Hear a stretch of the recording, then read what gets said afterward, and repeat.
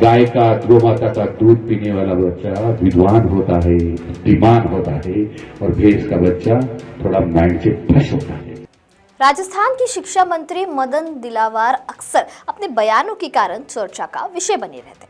22 फरवरी को कोटा में दिए उनके एक और बयान ने एक बार फिर उन्हें सुर्खियों में लाकर खड़ा कर दिया है। उन्होंने ताजा बयान में यह दावा किया कि देसी गाय का दूध बच्चों को बुद्धिमान और सक्रिय बनाता है, जबकि भैंस का दूध उन्हें सुस्त और भ्रष्ट बनाता है। ऐसे में सवाल है कि साइंस के हिसाब से नेताजी की ओर से दिया गया ये बयान कितना लॉजिकल है। इसी बारे में जानते हैं इस वीडियो के जरिए। नमस्कार, मैं दिशा अटवार और आप देखना शुरू कर चुके हैं नवभारत लाइव।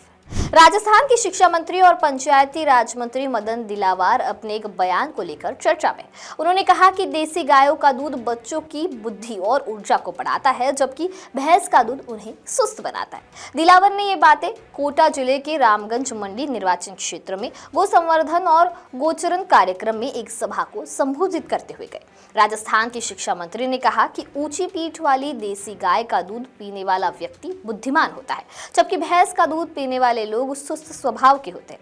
अपने दावों को सही ठहराने के लिए मंत्री जी ने कुछ ऐसी गायों और भैंसों को चुनने का सुझाव दिया जिन्होंने कुछ दिन पहले ही बच्चों को जन्म दिया हो। उन्होंने कहा कि ऐसी 5 से 7 गायों को चुनिए जिन्होंने कुछ दिन पहले बच्चों को जन्म दिया हो, और ऐसी ही भैंसें चुनिए।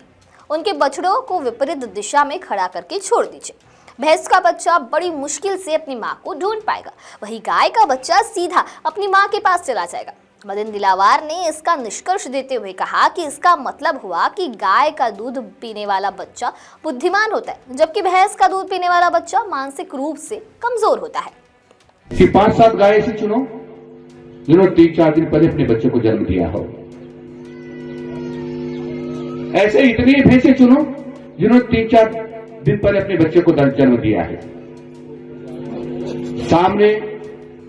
सामने इधर भैंसें खड़ी कर दो, इतनी गौमाताएं खड़ी कर दो, और दोनों के बच्चों को एक साथ छोड़ो।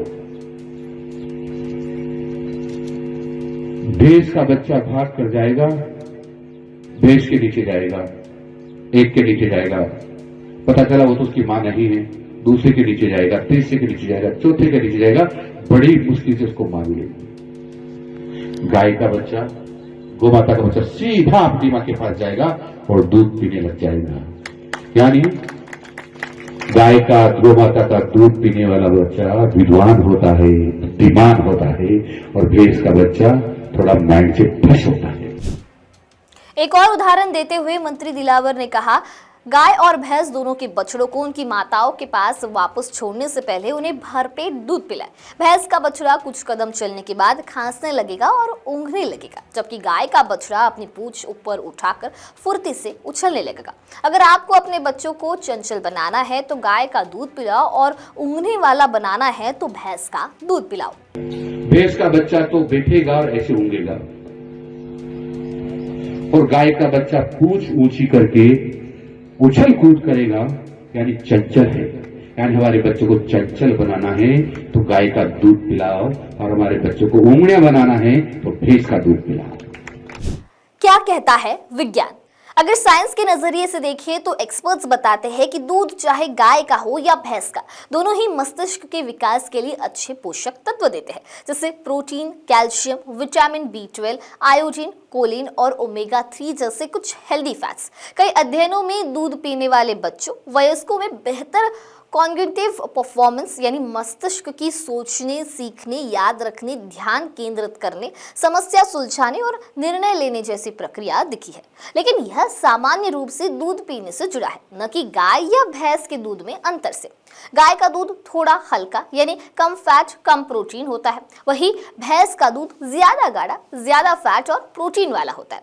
भैंस का दूध बच्चों के वजन बढ़ाने, हड्डियों और ऊर्जा के लिए अक्सर बेहतर माना जाता है। कोई भी विश्वसनीय वैज्ञानिक अध्ययन में यह नहीं दिखाता है कि भैंस का दूध पीने से बुद्धि सुस्त या मोटी हो जाती है।